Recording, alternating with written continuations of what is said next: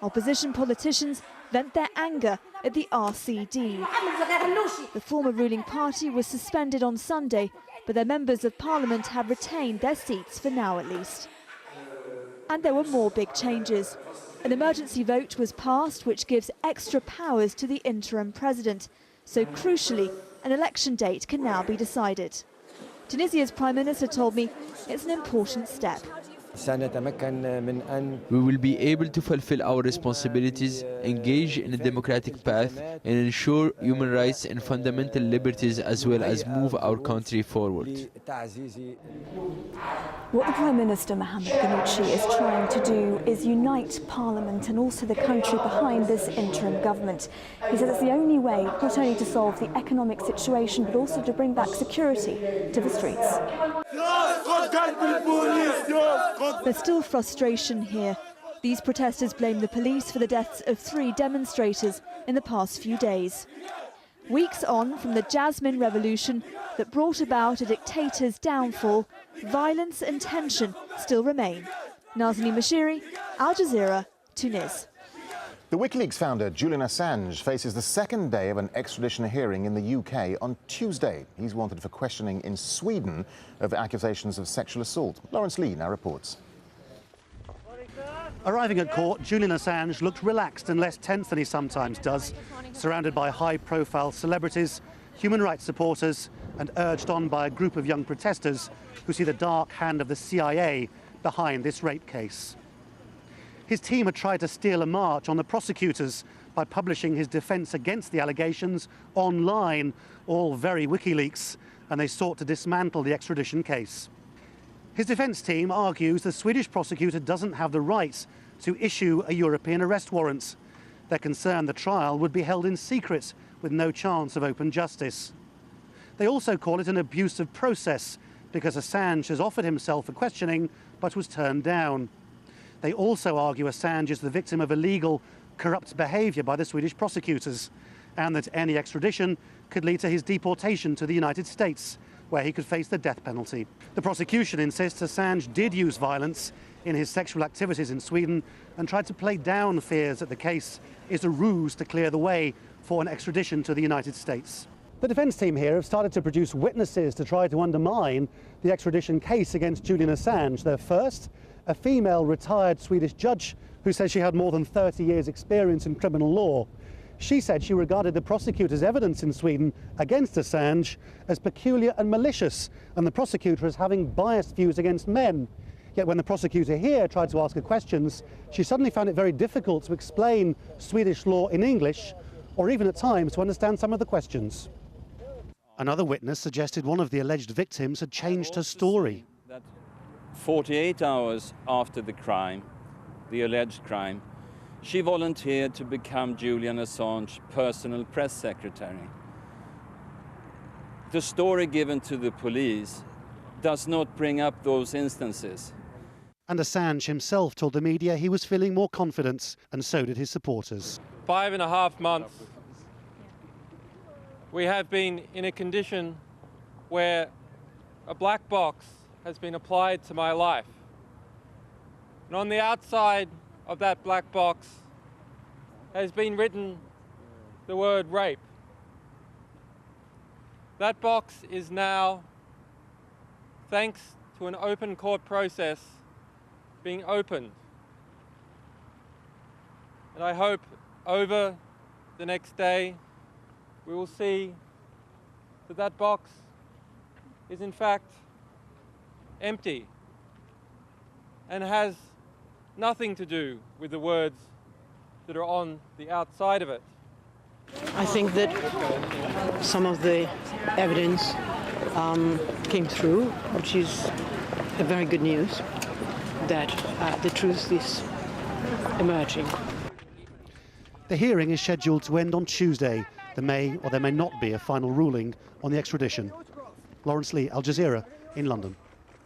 A fire has swept through several warehouses in Rio de Janeiro, Brazil, destroying costumes and floats that were to be used in the city's forthcoming carnival. Fire crews battled for 4 hours to control the blaze. Some samba schools lost 90% of their stock, but Rio's mayor says the carnival, scheduled early next month, will go ahead. Palestinian authorities have asked the UN's cultural body to put Bethlehem on a list of World Heritage Sites. The West Bank town houses the Church of the Nativity, believed to be the birthplace of Jesus Christ. Palestinian Tourism Minister Khulud Debay says the application to UNESCO is long overdue. Residents of the English town of Northampton can sleep safer tonight after one of their own fought back against a group of attackers. When a gang armed with sledgehammers tried to rob this jewellery shop, help was close at hand in the unlikely form of a grandmother. Armed with nothing more than a handbag, she confronted the men and forced some of them to flee. 4 of the 6 men have now been arrested, and the 70-plus supergrand has been hailed a handbag heroine.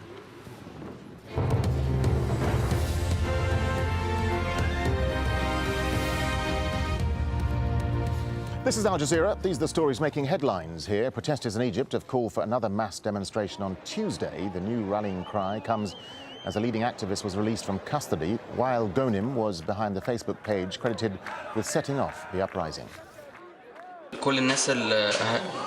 First of all, I send my condolences to all the people who were killed.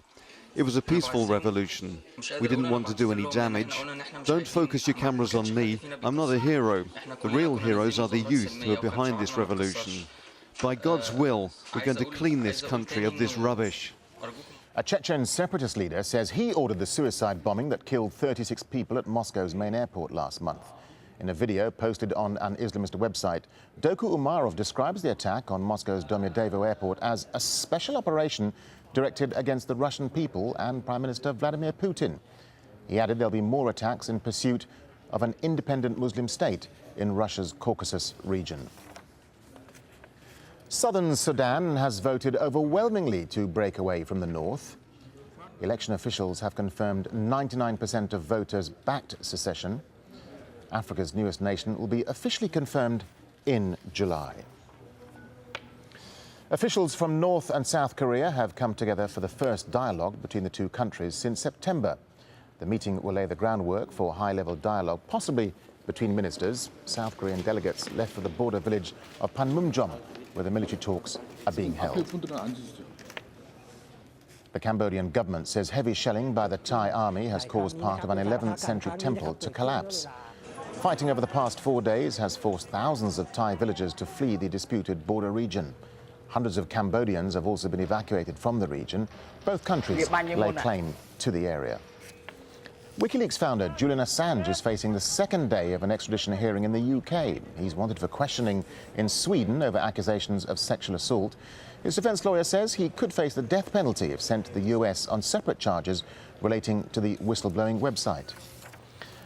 A fire swept through several warehouses in Rio de Janeiro, Brazil, destroying costumes and floats that were to be used in the city's upcoming carnival. Fire crews battled for 4 hours to control the blaze. Some samba schools lost 90% of their stock, but Rio's mayor says the carnival, scheduled early next month, will go ahead. Well, those are the headlines. The news continues here on Al Jazeera after Riz Khan. Stay tuned.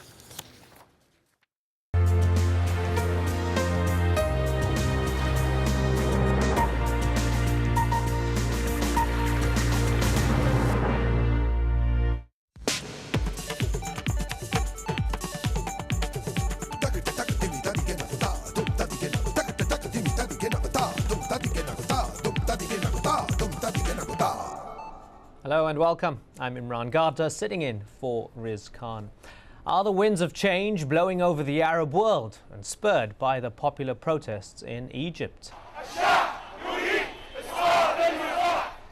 Since January the 25th, millions have taken to the streets demanding the resignation of President Hosni Mubarak, who has ruled the country for 30 years.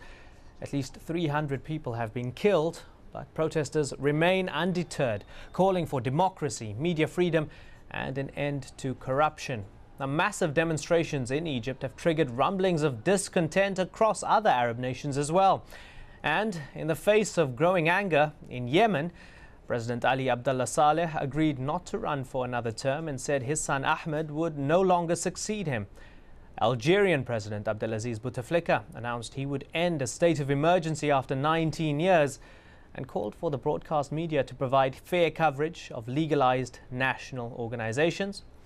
King Abdullah of Jordan dismissed his prime minister and cabinet and urged the new premier to initiate speedy political reforms.